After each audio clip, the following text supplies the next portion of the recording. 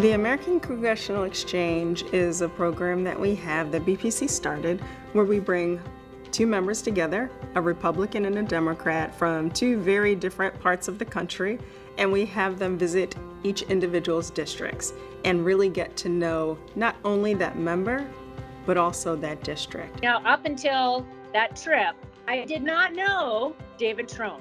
And because of his willingness to make the trip, to come out, to spend that time with me, I can testify that I now have a friend and an ally on many issues of mutual concern.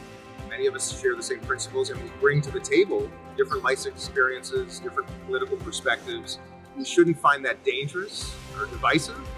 We should find it something to celebrate. This is how America works, is by coming together, rolling up our sleeves, getting away from the partisanship, getting away from the rhetoric, and getting back to just delivering. When you have a conversation with people and you laugh and you get to know them, you no longer see them in the same light, and you're much more willing to say, let's figure out how we can be friends and really find solutions.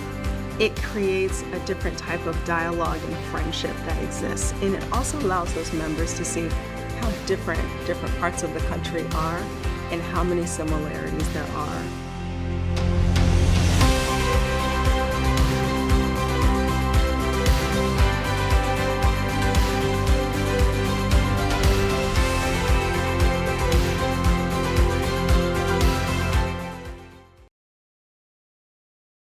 Hi, thank you for joining us today for what will be an important discussion on the role of high-skilled immigration in bolstering U.S. competitiveness and national security. I'm Ben Giddis, and I'm an Associate Director for Economic Policy at the Bipartisan Policy Center. With China's growing influence, U.S. lawmakers have prioritized strengthening our country's economic, technological, and national security competitive posture. This has spotlighted the need for skilled workers to support our national economic and security goals. Yet with nearly 10 million job openings and persistently depressed labor force participation, the U.S. faces labor supply problems at all skill levels as employers are unable to fill roles. This raises the need for increased number of immigrants, particularly at high skill levels, who can meet our workforce needs, grow our economy, and better position the United States to compete with other countries. At the start of this year, we at the Bipartisan Policy Center released a poll with Morning Consult that evaluates voters' perspectives on high-skilled immigration and their role in fulfilling the U.S.'s strategic, economic, and competitive needs.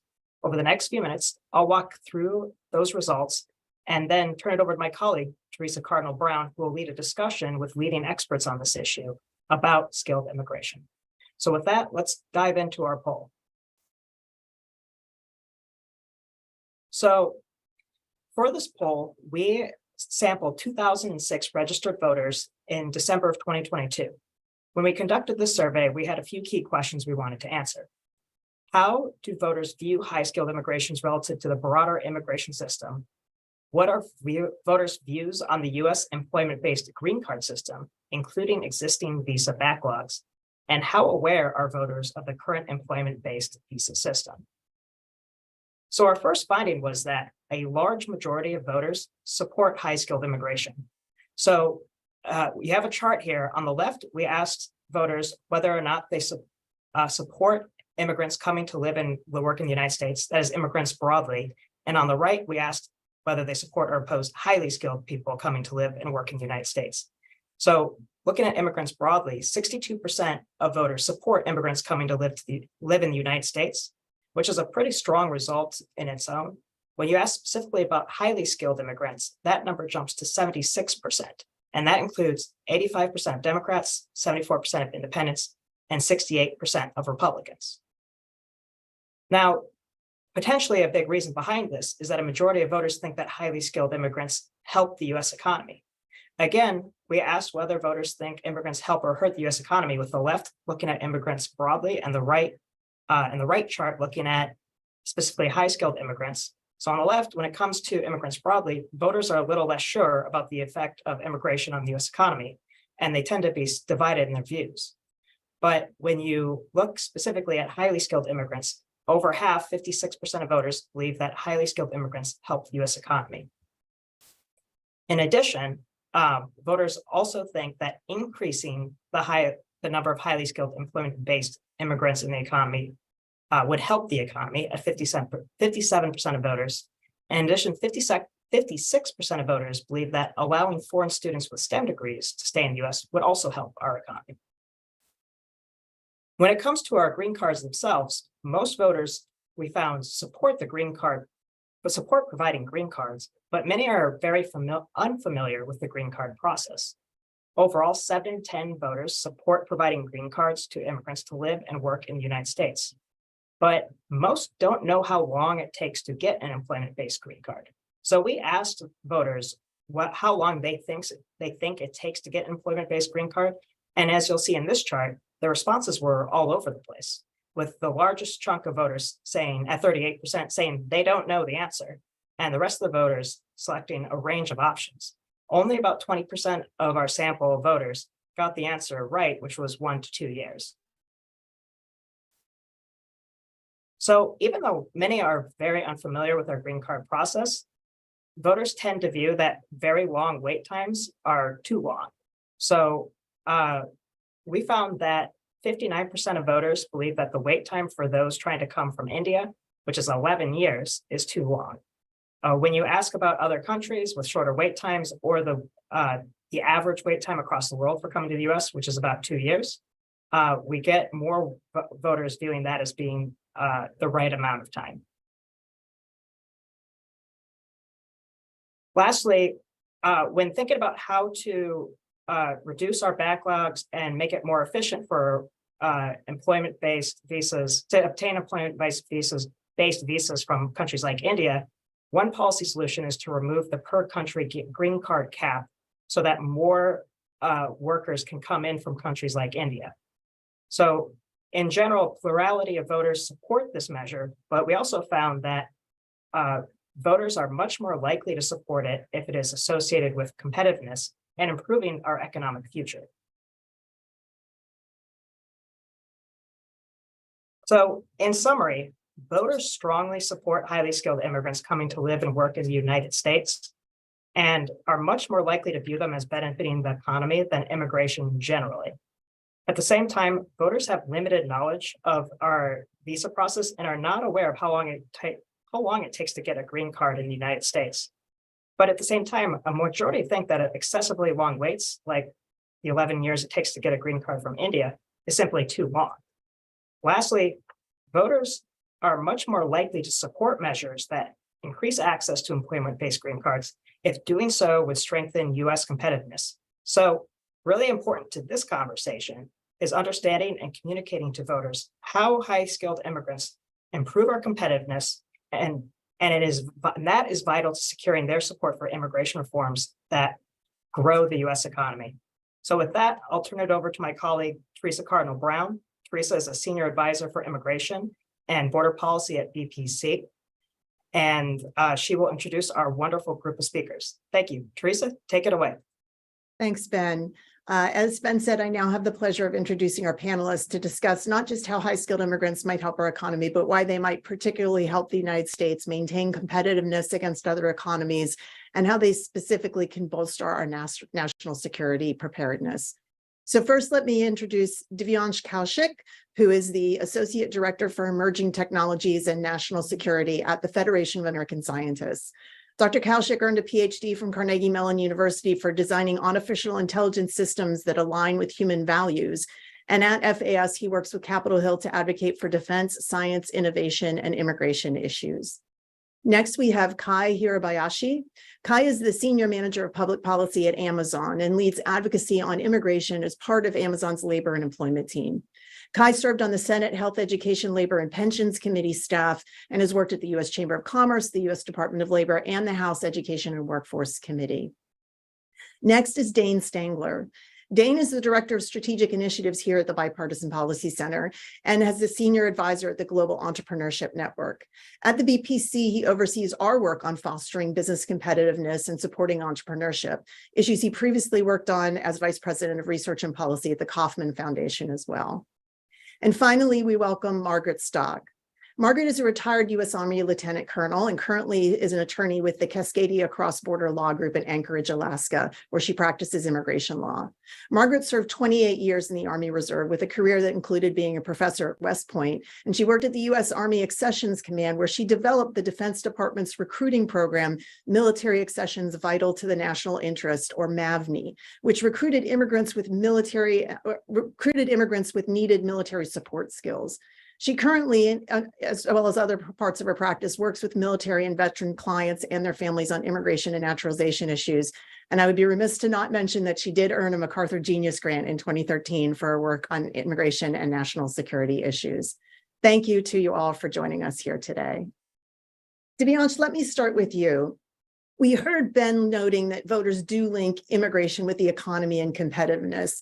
But many of us may not think of immigrants traditionally supporting national security per se, particularly with some of the requirements for clearances and things that usually go along with national security work. But tell us about where you come from and thinking that immigrants are important to our national security investments. Thanks, Teresa. First of all, it's a pleasure to be here. I think it's a very important question that you asked, and let's jot down memory lane for a relevant anecdote. Sir Ian Jacob, who was a military assistant secretary to Winston Churchill, remarked that the Allies won the World War because our German scientists were better than their German scientists. It has been the case with the World War. It was the case with the Cold War, and whether we call strategic competition or Cold War, whatever your preferred terminology be in today's competition with the Chinese Communist Party, it is going to play another critical role. Like, we sent back a Caltech professor who went on and built the Chinese space ship program. Secretary of the Navy, Dan Kimball, said, like, it was the stupidest mistake this country ever did. And they are not being indifferent to this issue back in China. Like, they want all the people to come there. In fact, like last year, when Xi Jinping gave an address to the 20th Party Congress, he made it very clear that the CCP has no intention of slowing down in cultivating its domestic talent and recruiting from around the world. It is actually very much recruiting from Africa, where the United States is not right now. Now, they're a country 4 times our size. They're already graduating twice as many STEM PhD candidates and STEM master's degree holders. In his speech, he talked about regarding science and technology as their primary productive force, talent as their primary resource, and innovation as the primary driver of growth. He laid out explicit plans to increase investment in education, research, development in order to produce the first-class innovators and attract the brightest minds from all over. Now, it is evident that cultivated talent is going to be a major focus for the CCP. And with that, it also wants to explicitly challenge the United States in the global war for talent. And it is for a very good reason. A wealth of talent is vital to the success of any cause. But whereas here, when we are trying to onshore critical national security relevant industries, whether it's semiconductors or building our quantum computing supply chains, being ahead in cybersecurity and AI and microelectronics, it puts us at a disadvantage when we have workforce shortages that are impacting the defense industry. And so in 2021, a plurality of the members of the National Defense Industrial Association said that hiring qualified skilled talent is the biggest supply chain bottleneck that they're facing. Now, imagine if that was, just if that is not getting people to think about this, then what will, right? Like if we are going to be indifferent to that situation, then we're just giving away our leadership in this important arena to the Chinese Communist Party, which we are actively trying to make sure we don't. So it goes very, like people want to say that, yes, we have to stay ahead of the race, we have to stay ahead of the curve, while at the same time, there's this massive issue that is keeping us from getting there. So the Australian Strategic Policy Institute released a report for critical technology areas and found that out of 44 critical technology areas. China currently leads in 37 of them. So imagine what happens if we do not have the skilled immigrants here. It sets us back generations. And that's not me saying, that is, I'm quoting President Trump's science advisor in his testimony to the House Science Committee recently. Well, thank you, Divyansh. It makes me think of this idea of fighting a battle with one hand tied behind your back if you're not using all of the capabilities you have as a country to pull talent. Kai, let me turn to you. Amazon is well known as a technology company, as well as for many of us, our daily delivery service. But that means that Amazon has a very broad workforce and a broad need for talent. So tell us about Amazon's workforce and why skilled workers are so important to its various business lines. Yeah, thank you, Teresa and Ben and Dane. We really appreciate the opportunity to talk about this important issue and appreciate BPC's work on this as well. As Teresa mentioned, my name is Kai Hirabashi. I sit in Washington, D.C., and I work on our high-skilled immigration issues, as well as just our broader immigration portfolio, too. As you all probably know, within STEM industries or within technology companies, foreign-born workers make up, last count, 23% of our entire workforce. And that's important to note because Amazon's very reflective of that. We have tens of thousands of foreign-born workers in our corporate structure, many of whom are in the immigration process somewhere. Some have already passed through it or are kind of on the end of it, and others are just in the thick of it. And so Amazon's been very public about our position for a long time about how we can fix the immigration system, in particular, looking at the high-skilled immigration part of our antiquated system. It's really important for us, as every day I look at what we can do to change the policy here. We do this on behalf of our employees. We want our employees who currently work for us to have the best customer experience, well, we call it employee experience available, right? And when they're stuck in the backlog, when they're dealing with the very complicated process of immigration, that often impacts their personal as well as their professional lives. We've seen that time and time again, where employees will come to us with problems that they face throughout the process, and they know that this might limit their opportunity for growth in the company or growth outside of our company, frankly, finding another job, moving to another city.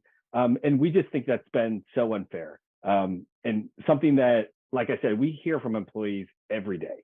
And just to give you a little snapshot, Amazon is headquartered in Seattle, but we have corporate locations around the country, including New York, Washington, D.C. area, Nashville, California, Texas, almost in every corner of the U.S. And within that foreign-born population, as I mentioned, we typically have a lot of different visa categories, including H-1Bs, L1s, TNs, Es, F1s, J1s. We kind of go through the whole litany of the alphabet soup of visas, and we're proud to have that. And part of what we continue to do as an employer is we will look for different opportunities to make sure that we have the best talent here, and if it needs that we need to recruit internationally, we always seek the best talent. And we often bring them in on these temporary visas. And then we also help provide that pathway to helping them become LPRs, and we'll help them with the green card process. And that's where we see some of our greatest demand as a company and where we see the greatest need on behalf of our employees to fix that. As I mentioned, we hear these painstaking stories every day about employees stuck in the backlog. And that's something in the green card backlog. And that's been one of our primary focuses as a company is how do we reduce that backlog, in fact, eliminate it? And then how do we help our employees navigate it? And frankly, and I think we'll get into this later, really the problem is legislatively, but also there's things that, regulatory wise we could be doing. And so Amazon is excited to, be part of this conversation and talk more about how we can fix the problem. Thank you, Kai. Dane, let me turn to you. Kai spoke from the position of a particular company and its workforce, but we also think about competitiveness between companies and, of course, for the U.S. economy as a whole. You've dealt with this issue from a number of different angles, both from business competitiveness, from entrepreneurship. How do you look at this issue of skilled talent, and why is it so important? How does it link directly to our ability to compete?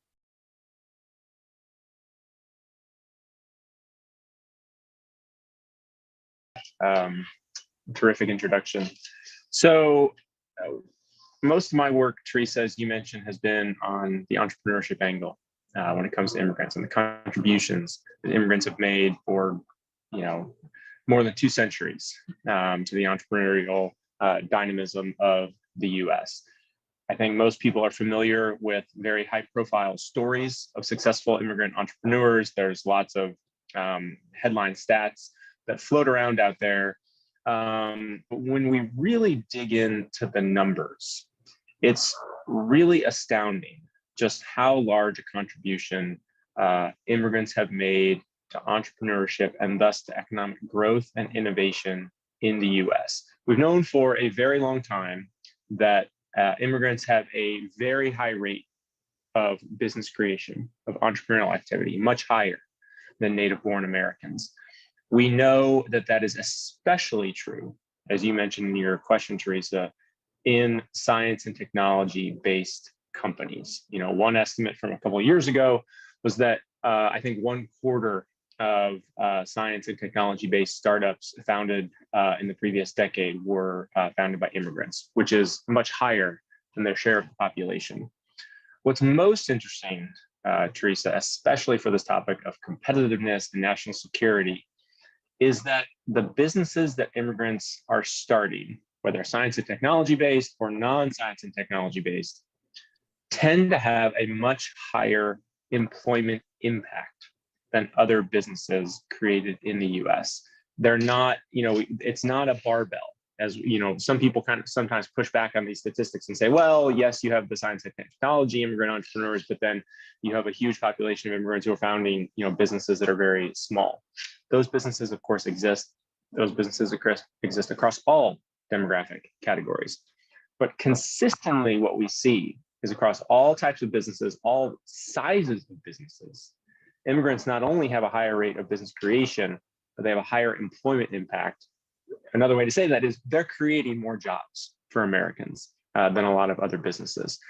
And Teresa, at rock bottom, and what we're all talking about here is one of the most fundamental ways for us to be competitive as a national economy, for our regions to be competitive, and thus to enhance our national security, is to have a strong economy, to have a dynamic economy, lots of businesses starting, lots of businesses growing, of course, lots of businesses shrinking. That's the other part of dynamism.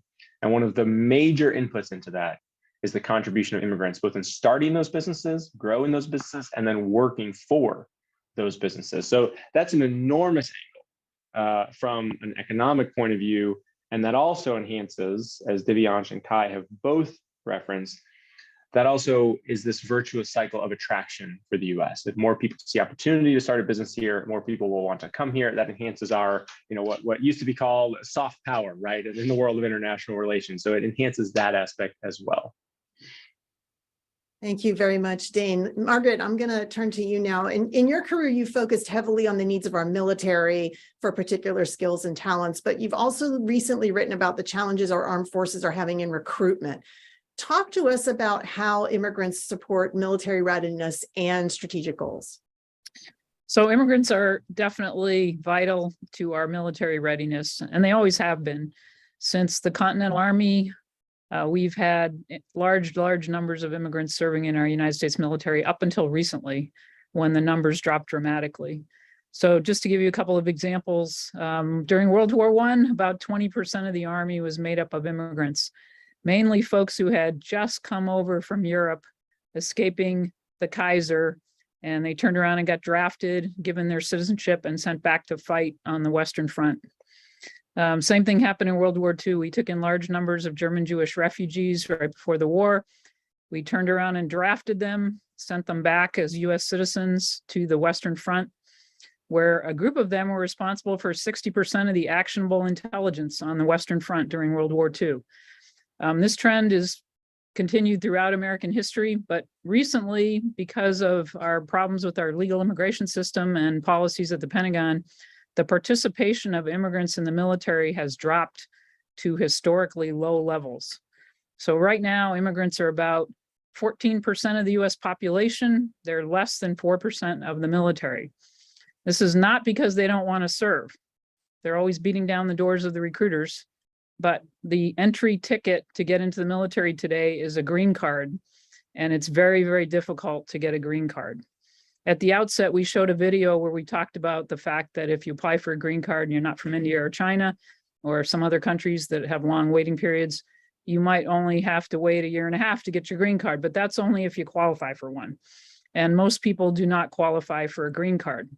There is no law on the books today that gives somebody a green card for joining the United States military. There was a bill introduced by Republicans a few years ago that would give people green cards if they qualified for military enlistment and they were willing to enlist, but the bill died in Congress and never became law. Today, our armed forces are facing a historic recruiting crisis. The Army cannot meet its recruiting goals no matter how hard it tries. It's short thousands upon thousands of troops. Now, why is this? Well, we've got some major demographic changes going on in the country, and we also have a situation where the military no longer reflects society. We're not recruiting from that 14% of society that's made up of immigrants. We're restricting those folks and not letting them join the military, and that's led to a weaker military and one that is short troops. And there's no way to fix it, frankly. The only thing the military's come up with for Congress to fix the problem is just throw more money at it, give bigger bonuses. But handing out $50,000 enlistment bonuses to people who don't exist doesn't fix the problem. So what really needs to happen is immigration reform that allows people to get green cards so they can join our nation's military and make our military stronger. And I'd love to give you examples of typical people that are serving in the military today. You mentioned earlier the military accessions vital to the National Interest Program that ran successfully, started under the Bush administration, unfortunately was ended under the Obama administration and is defunct today. But at the time of its operation, it brought in 10,000 highly qualified, highly skilled immigrants into the United States military. And I'll just mention one of them, a typical example. Valdetta Mahanja was a refugee from Kosovo whose family fled to Germany, and they were given refuge in Germany, and she became fluent in German, eventually came to the United States to study aviation at Embry-Riddle Aeronautical University, where she became a helicopter pilot and became an instructor pilot. And she also was the chair of the women's cross-country race team that ran a race across the United States for Embry-Riddle Aeronautical University. And I think they won the race. She was able to join the United States military under the MAVNI program. And she mentioned when she was joining that one of the reasons she wanted to join the military was because she remembered US troops rescuing her fellow refugees in Kosovo, and she wanted to be just like those troops who had rescued her. So she ended up joining the United States military, didn't have a green card, earned her citizenship through military service, and today she's a Black Hawk helicopter pilot with the Alabama National Guard and an officer. There are thousands upon thousands of immigrants like that out there who would love to join our nation's military, but right now our policies prevent them from doing that. And it's really unfortunate and harmful to our national security. You can imagine how much it helps to have a Black Hawk helicopter pilot who speaks German, Albanian, and English fluently and has a degree from Embry-Riddle Aeronautical University. That's a really wonderful thing for our nation's military, and it enhances our national security to have many more people like that. Thanks, Margaret, Teresa. Love to follow up with you. Yeah, Margaret, we'll ask you for more stories because I'm sure you have a lot of them. But I'm going to turn to your current immigration attorney hat. And you heard Kai and Divyansh talk a little bit about sort of the challenges, and Ben at the top, the challenges that our current immigration system poses to us being able to recruit and retain skilled talent, not just in the military, but throughout the economy. Can you talk to us as an immigration attorney? What are some of those challenges? You talk about wait times. We talk about the green card process being difficult. What are some of those things that you think are just really kind of holding us back? Well, the big challenge is the system's way too bureaucratic, takes too long, too complicated, makes no sense. You know, those are the easy things. I always start the conversation with a client by saying, this system is arbitrary, capricious, and irrational, and everything I'm going to tell you, none of it's going to make any sense. And if you want things that are logical, you need to look at Canada. Okay, no, I do say that, but we're losing out to other countries right now. And, you know, the Canadians at one point had a billboard in San Francisco that said, you know, didn't win the H-1B lottery, move to Canada. You know, they were serious about that. Right now, what we're doing is educating a lot of people who are then being told that they can't stay in the United States and use their talents. They have to go somewhere else if they want to progress in their career. And so people are leaving our country en masse. And we have a giant labor shortage right now. I think we mentioned that earlier, but it's not getting any better. We are no longer the nation with this booming population. We've got a rapidly aging population. Our workforce is shrinking. And if we don't give people permission to work and let them live in America, we're going to be in really, really seriously bad shape. The Pentagon's aware of this, and they've been studying this for a while. And the fact is that the youth age population that the Pentagon wants to recruit is shrinking, and they're also becoming less and less qualified for military service. So today, only about 2 out of 10 native-born Americans can meet military enlistment requirements. And that's because the military requires people not only to be mentally and morally fit for service, but they also have to be physically fit. They have to speak English. They have to have a certain level of education and be able to pass certain tests and so forth. And the folks just don't exist anymore in America. And a lot of it is because we've let our immigration system fall apart. Mm-hmm. Yeah, we can talk about sort of what's happened to the immigration numbers, and we had a decline during COVID and where those are. Right.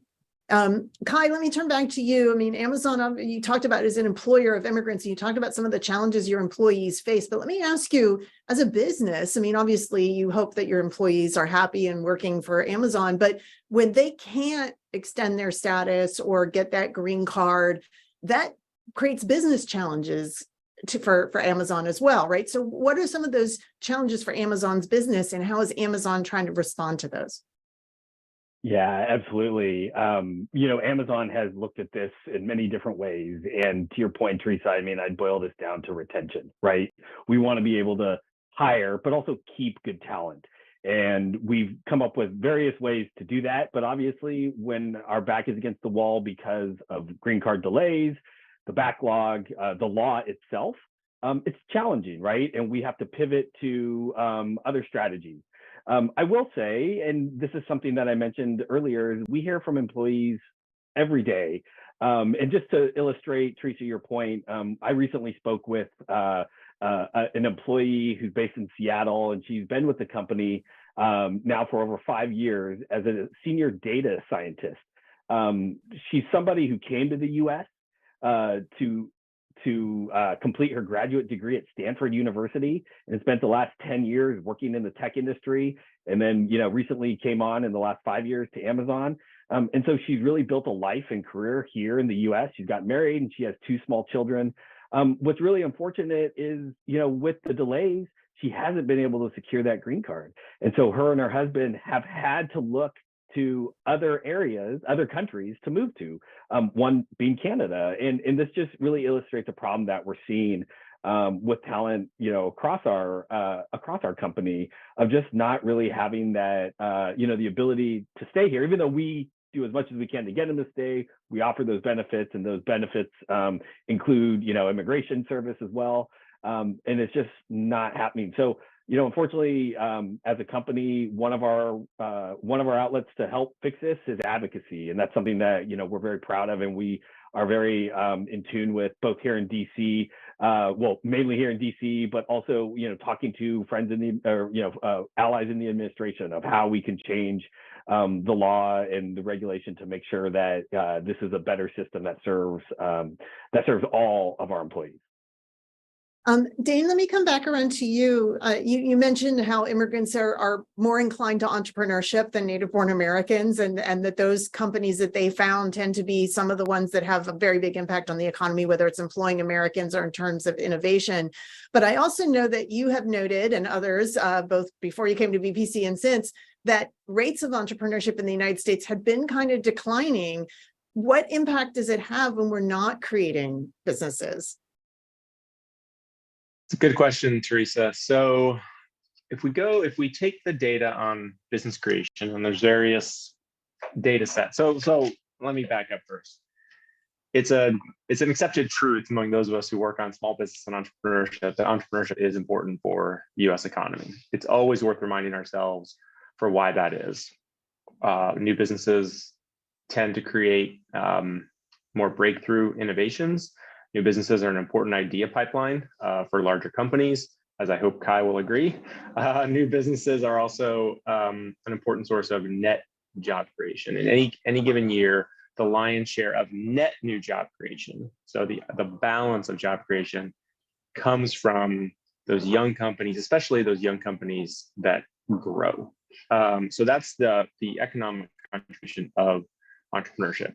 Pre-COVID, we were in a 15, even 20-year long-term decline in rates of new business creation, including rates of high growth entrepreneurship. So we were getting less employment bang from our high growth buck when it came to entrepreneurship. COVID hits spring into early summer of 2020, the early days of the pandemic, and rates of business creation, not surprisingly, fell off a cliff. Thousands, millions of small businesses closed permanently. There was huge demographic unevenness in that impact. And then there was a little bit of a recovery as some of those small businesses reopened, and they maybe reopened in a different form. And then what happened starting in about July of 2020 is rates of new business creation went absolutely through the roof, and they've continued at that historically high level up to today. We're creating, in terms of business applications that are being filed with the IRS, we're at almost twice as high as the numbers pre-COVID. And it's gone up and down a little bit. And every month people think, oh, now we're going to see the turn. It's going to revert to pre-COVID, but then it'll go up the next month. I just looked at the data yesterday. Through the first quarter of this year, we've actually created about, I think, 78% more businesses than were created during the first quarter of 2019. So we're still historically high rates of new business creation. Not all those new businesses are going to be employers. Not all of those businesses are going to be growth companies. Not all of those businesses are going to be, attractive acquisition targets for large businesses. But we're also seeing higher rates of those, what the statisticians call high propensity businesses, businesses that do employ people, are likely to grow, are likely to become bigger. It's still unclear, Teresa, how the breakdown is in terms of immigrant contribution to that boom, native-born contribution to that boom, and different demographic groups. What is clear is that we have a rapidly diversifying population of entrepreneurs and business owners. If we look at the numbers of businesses that are the number of young businesses, for example, that are owned by women, that are run by people of color, and run by immigrants, they tend to own younger businesses, which means they're starting them at a higher rate. There's still a breakdown in what happens to those businesses, but I think it's clear, Teresa, that immigrants are part of the story of driving this resurgence. What remains an open question and an intense topic of debate among people who enjoy parsing the entrepreneurship data is this a new normal of high business creation, or will we inevitably revert back to those long-term trends that we saw pre-COVID? That remains an open question.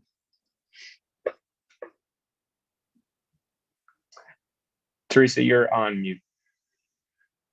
I am on mute. Sorry about that. You'd think by now we all would have learned. Devyansh, let me come back to you. You mentioned, sort of historically, we have used immigration when we have been at times of war and in times of international competition. What are some of the things that you think right now are hindering our ability to use our immigration system to serve our national security needs right now? Well, Teresa, I think the first and foremost reason why that's not happening right now is there's no strategy.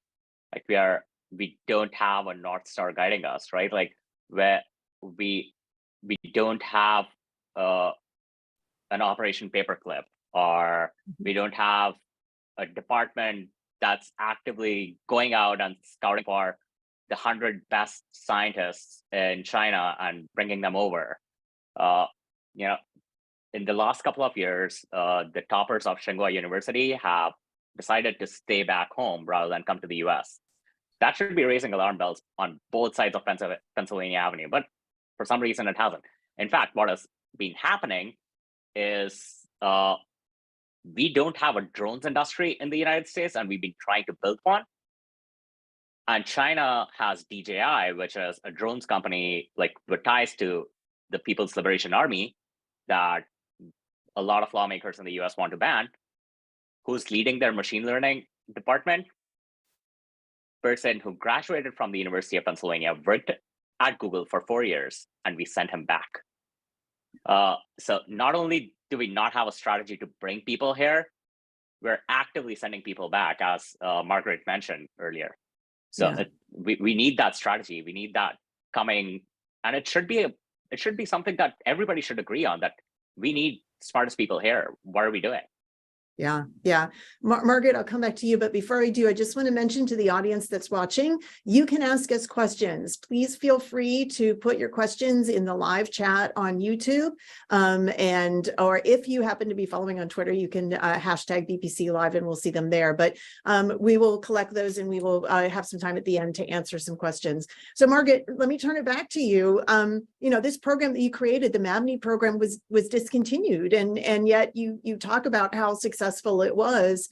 What happened? Why do you feel like what was the decision making behind that? And what do you think are some, you mentioned sort of just not enough people with green cards that the military can hire, but what are some of the other sort of barriers to service that you see right now? Right. Well, the MABNY program was a victim of politics and xenophobia, fear. It was a highly successful program. In fact, the RAND Corporation did a report on it that said that it was highly successful, but the Pentagon suppressed the report and refused to allow it to be published, which tells you something. Apparently, because it didn't come to the conclusion that the Pentagon wanted. It said it was a successful program, and they were hoping RAND would say it wasn't successful. But RAND said it was successful, so they wouldn't allow the report to be published. We had to get a copy in litigation. Barriers. The immigration system is just incredibly bureaucratic. You cannot navigate it today without an immigration lawyer. And often you're going to need an immigration lawyer for years and years and years. You've got some folks speaking today who are aware of this because their company hires piles of immigration lawyers to help their employees get through the system and spends thousands and thousands of dollars on these lawyers. 200 years ago, nobody was doing that. There was no such thing as an immigration lawyer.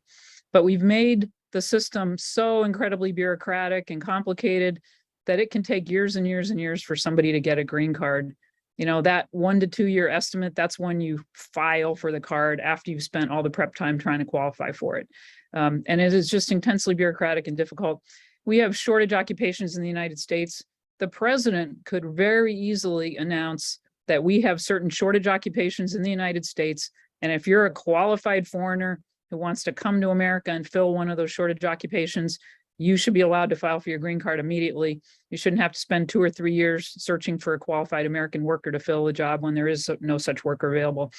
I live in Anchorage, Alaska. We've got the 3rd largest aircraft cargo hub in the world in Anchorage, and we are short everything right now. Pilots, mechanics, support staff. There just are not native-born Americans out there trying to fill these jobs right now. And the ones that are in the jobs are completely stressed and they're overworked and they're working, overtime and threatening to quit because there's too much work and not enough workers. We also have major teacher shortages. We have healthcare worker shortages. Across the board, major industries in America right now, there's just labor shortages. Sure, there are job openings, but people aren't applying for them. And the process of bringing somebody in legally right now is just so bureaucratic and takes so long that a lot of employers are discouraged, and many of them are simply offshoring now.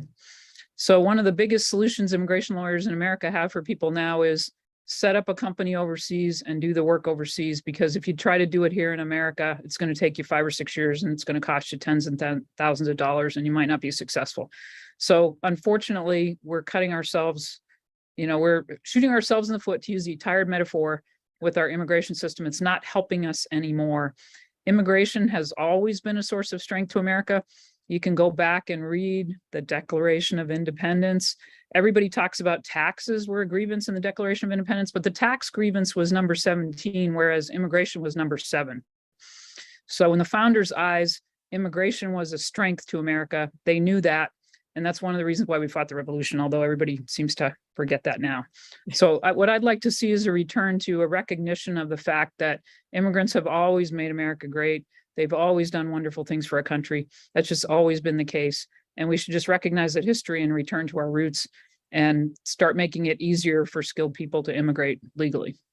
Yeah, thank you. And for those that don't remember what the Declaration of Independence said about immigration, the British government was preventing new colonists, new immigrants from coming to the United States because they were afraid that it would be more people that would rebel against them. So they blocked immigration. That was one of the grievances.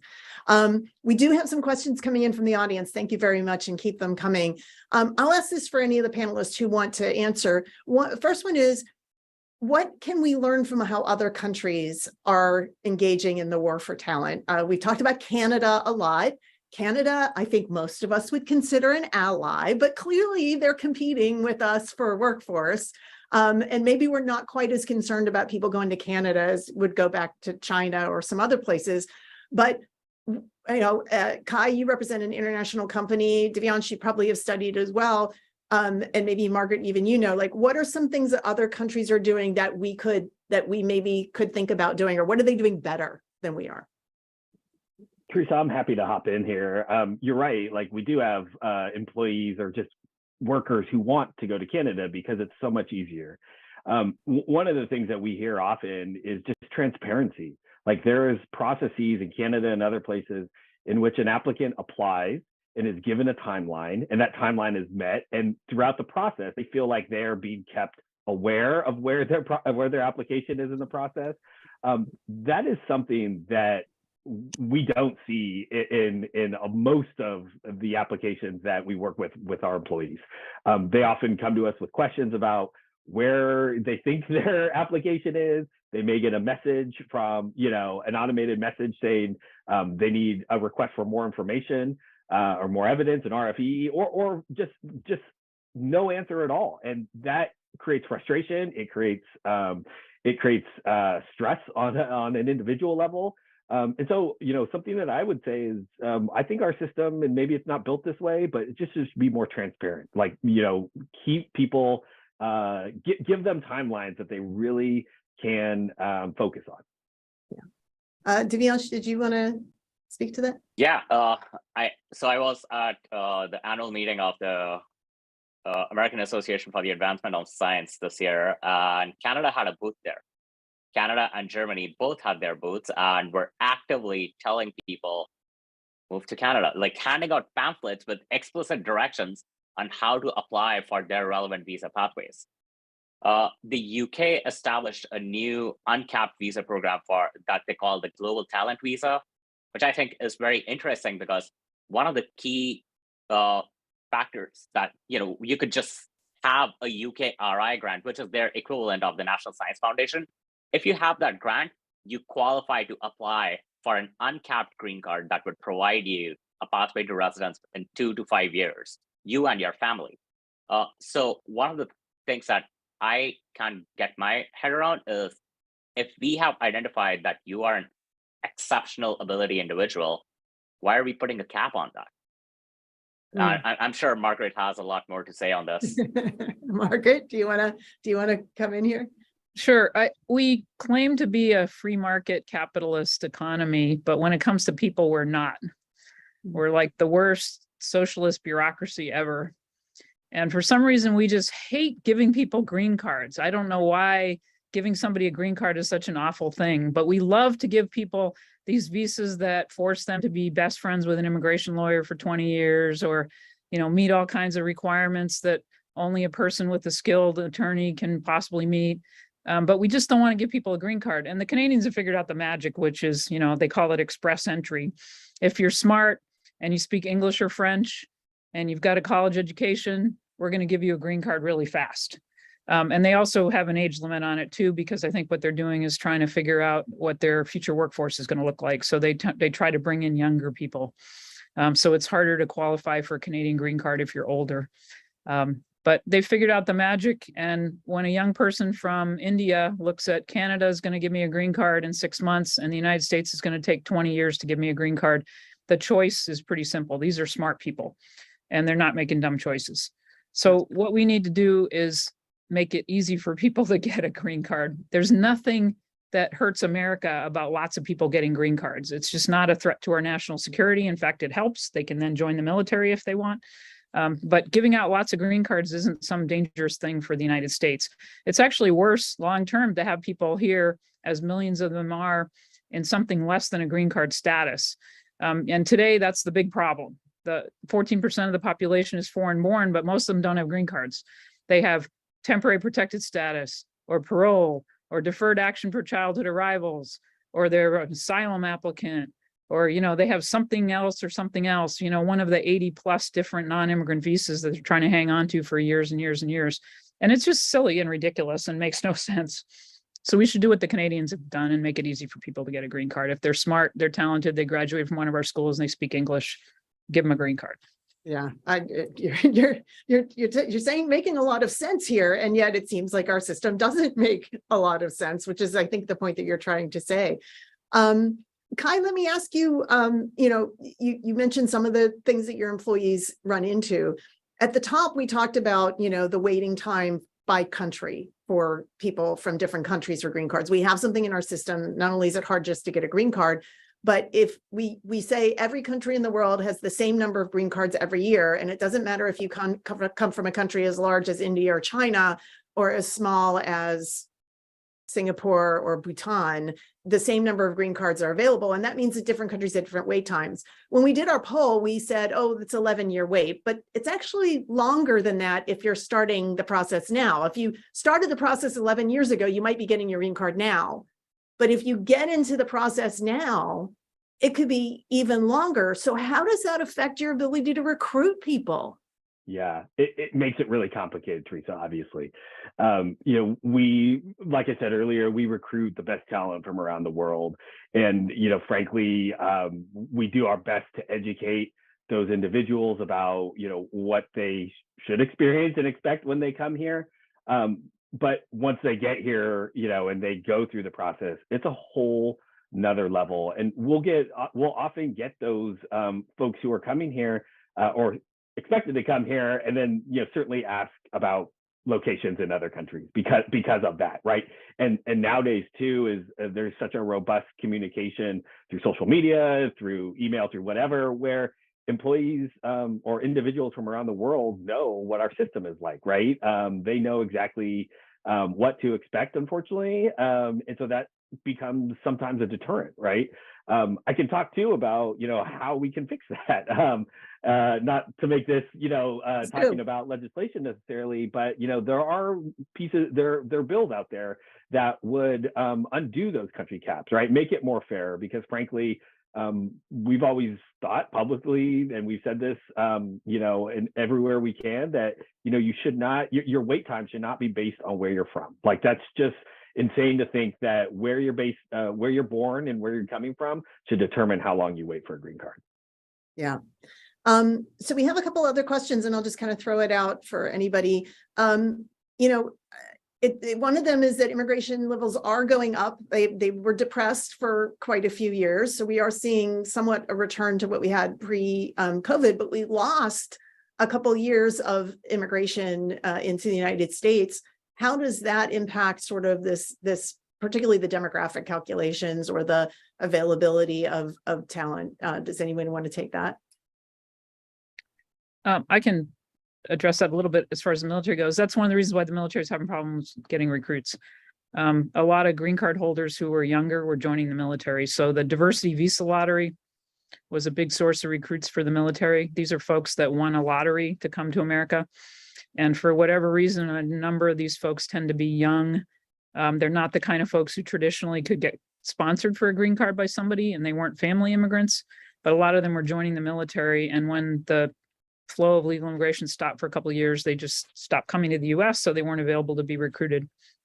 And that also happened across the board in other categories. When people who were younger couldn't get green cards, the military didn't have a source of recruits from the green card holding ranks anymore. Yeah. And we have another question about, we talked a lot about losing talent to Canada or the UK, but, Divyansh, you mentioned a couple of very notable people who've gone back to China. What security risk might it pose that people who are educated and maybe, develop ideas here are going back to China? And, pair that with what Dane was talking about entrepreneurship, particularly these new innovative technologies, if we're not creating those companies here. That's a very good question. And that's a problem of our own making. Like long-term stay rates of graduates from China, like people who have come to the US to study, that they're undergraduate in China or were born in China, like their long-term stay rates are pretty high. Those people want to stay in the United States post-graduation. We are the ones sending them back. In fact, last year, over 4 dozen national security leaders wrote a letter to Congress asking them to address this situation. It included people like Mac Thornberry, who represented one of the most, actually the most conservative district in Texas, was the chair of the House Armed Services Committee, was trying to do a lot on the military side of things. It included David Norquist, who was President Trump's Deputy Secretary of Defense, Steve Chu, former Secretary of Energy. So like all these people came together to ask Congress to fix this issue because it is a massive brain drain, a reverse brain drain, you know, of the one we benefited from in the 20th century. Yeah, I'm going to ask a follow-up question on that real quick, because one of the things you do hear in the rhetoric, at least, is that we're afraid of the Chinese Communist Party is sending people here. And, you know, there's just this arrest of something called a Chinese police station in New York City and that kind of stuff. Like there's this, you know, I'm not trying to, but there's sort of a reflection of some previous history in the United States of being afraid of people of Chinese descent. Let's just put it that way. But yeah, how real are some of those concerns? But you're saying at the same time, like if they're here and they want to stay, why should we let them stay? How do we balance those potential concerns? I think that is a very important question that there needs to be a very careful approach here. Like there are some who would be like, let's take away the highway because there have been some drunk driving accidents. Like that's not the way to approach the problem, right? You make it hard for drunk drivers to actually be on the highway, or you punish them. Now, there is a comprehensive approach that the Trump administration put in place in the final month of the administration that the Biden administration has continued implementing. It's called the National Security Presidential Memorandum 33. It is an all-of-government approach to prevent these espionage risks. We have a whole agency dedicated to counterintelligence. Like, we can't just be pretending that we are just completely open, you know, anyone can come in and plunder whatever secrets we have. We just like let them lying on the table. That's not happening. Yes, industrial espionage is happening to a certain degree. Like it is a big problem that needs to be addressed.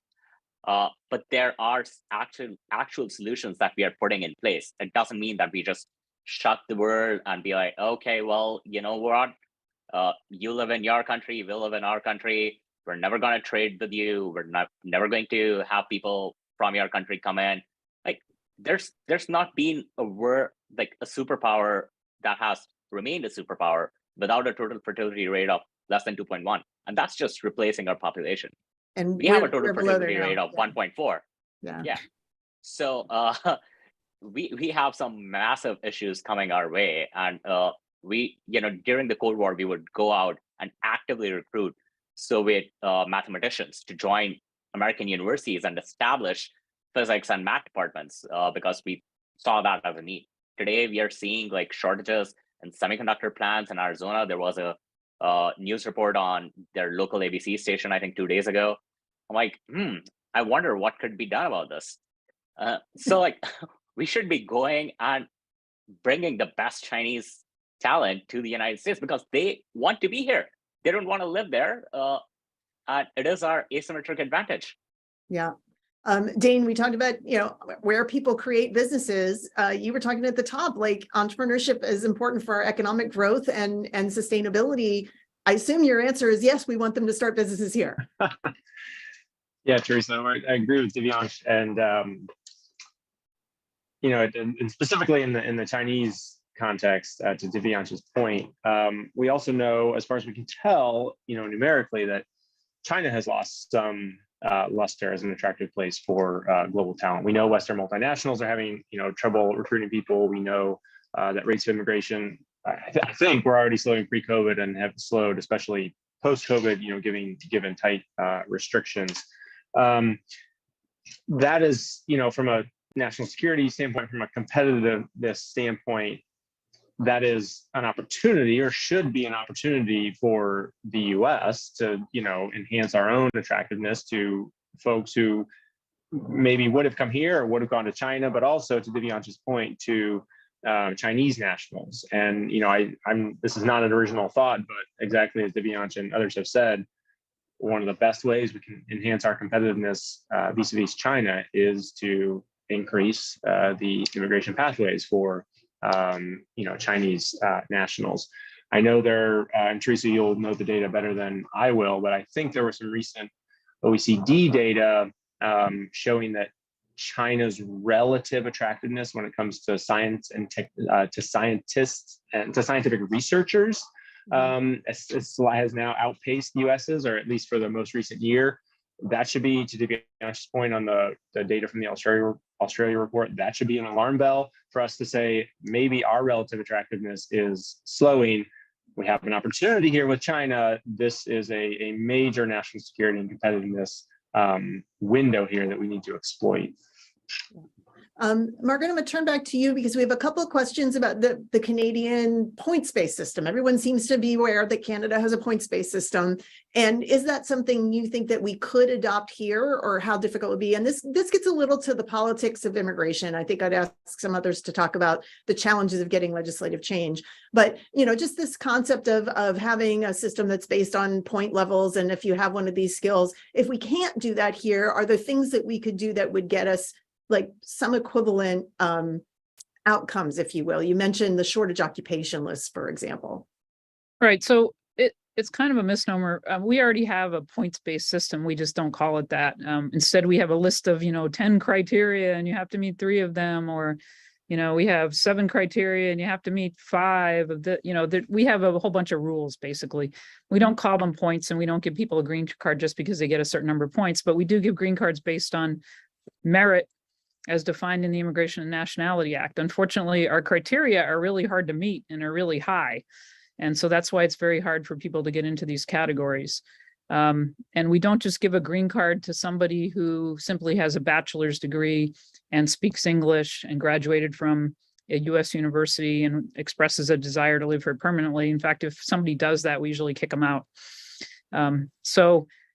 I think it would be better if we had a more logical system that met our needs. You and I have talked separately about, there's a bureaucratic schedule called Schedule A, where the Department of Labor can simply designate something as a shortage occupation, and that allows a person to apply for a green card if they meet the requirements for that occupation.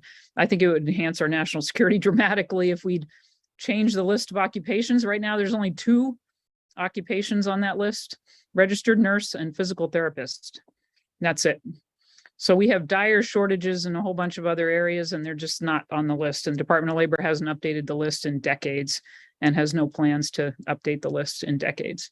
Yeah. With regard to what somebody mentioned earlier, we need to have a little more faith in what makes us strong as a nation. And the biggest attraction we have as a country is actually our political promise that if you come here, you can be successful. You're not going to have a totalitarian government leaning down on your shoulder every minute and telling you what to do and putting your family in prison. Most of the Chinese I've talked to who came to America don't want to live in China. They just rather live in the United States, and they would readily integrate into American society and help us in a strategic struggle against China, whom they don't view favorably. They don't view their own country favorably at the moment, and they'd be willing to help us if we'd let them. So we don't want to just adopt some blind eye and just say everybody from China is dangerous. And what someone mentioned earlier is correct. We have a huge national security apparatus. Guess what? We catch spies every day of the week. It's not rocket science. We've been catching spies since 1775. I think Benedict Arnold, was one. And it's not something we don't know how to do. It's not something that should cause us to turn a whole nation off and decide we're just not going to let anybody from that country into our country. That's exactly the wrong approach to take. Well, we are out of time, and I think that's a great place to end it. I want to thank our panelists, Kai, Margaret, Divyansh, and Dane, for joining us. Thank you, Ben, for starting us off with the polling information. If you want to learn more about BPC's work on immigration or competitiveness, please visit us at bipartisanpolicycenter.org. Join us for our next event, which you can find if you're willing to sign up for our email lists. Thank you again to everybody, and thank you to all of you who joined us today.